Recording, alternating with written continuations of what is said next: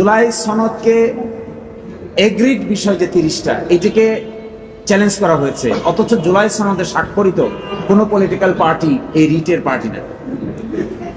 আমরা যারা সাইন করেছি বিভিন্ন সময়, যে সমস্ত রাজনৈতিক দল সাইন করেছে, বিএনপিও সাইন করেছে, বিএনপিও তো এই রিট পিটিশনের কোনো রেসপন্ডেন্ট পক্ষ নয়। তাহলে এই রিট পিটিশনটা পক্ষ দোষে দুষ্ট আছে। আপনি যাদের ওথকে অসাংবিধানিক ঘোষণা করতে চান তাদেরকে পক্ষ করেননি কেন? যাদের সাইন করা ঐকমত্য চার্টারকে আপনারা অসাংবিধানিক ঘোষণা করতে চান, সেই পলিটিক্যাল পার্টিগুলোকে আপনারা কেন এখানে পক্ষ করেন নাই? তাহলে তো এক ধরনের হাইড এন্ড সিক। এই হাইড এন্ড সিকিংটাই জাতির জন্য ভালো হয় না। যখন সদর দরজা দিয়ে নেওয়া সিদ্ধান্ত সকলে মিলে মাসের পর মাস এটাকে একটা ভেস্টেড কোয়ার্টারের উদ্দেশ্যকে বাস্তবায়ন করার জন্য আদালতে সাবজেক্ট ম্যাটার করবেন, তখন ultimately it's becoming a danger to the future of the nation.